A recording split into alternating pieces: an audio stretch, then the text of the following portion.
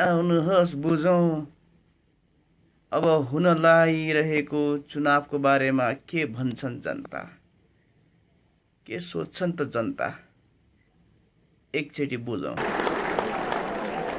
यो पालि चुनावको रमझम अलिक कमै लागेको छ।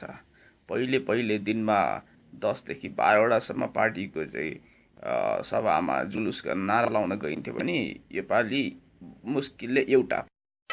अपनको त चुनाव लागेको छ नि, अपनको आफ्नै मान्छे उठेको छ, गाउँको आफ्नै मान्छे आफ्नै जिग्री यार उठेको छ।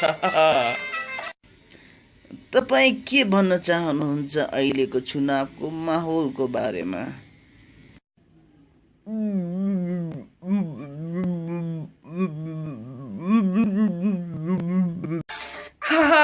हामीले बहुत चुनाव लागेको छ, एकदमै चुनाव लागेको छ। बिहारमा सँगै खेली हुर्केको साथी उठ्या छ, त्यसैले बहुत चुनाव लागेको छ। जय हिन्द।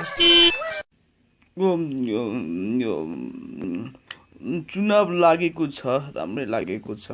अहिले पनि भर्खरै एउटा पार्टीको चुनावी भोजमा गएर आएको। ठिक छ, लागेको छ अलिअलि। चुनाव त लागेको छ।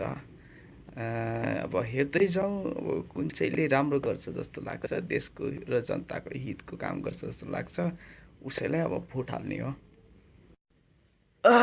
चुनावकै लागि हाम्रो गरिमामय पार्टीको झन्डा यस सगरमाथा, विश्वको सर्वोच्च शिखर सगरमाथामा फहराउन भनेर हामी हाम्रो टोली लिएर आएका छौँ यहाँ। अब एकचोटि यसपालिको चुनावको सुरक्षा व्यवस्थाको बारेमा हाम्रो डिएसपी साहबसँग सानो छलफल गरौँ। यसपालिको चुनावमा हामी सबै जनतालाई एकदमै ढुक्क भएर भोट गर्नको लागि आग्रह गर्दछौँ। हामीले प्रहरीले सुरक्षाको मामलामा एकदमै ठुलो सतर्कता अपनाएका छौँ। अनि चुनावको सम्पूर्ण सुरक्षाको जिम्मेवारी पनि मित्र राष्ट्र भारतको सैनिकले गर्ने भन्ने कुरा सुन्नमा आएको छ।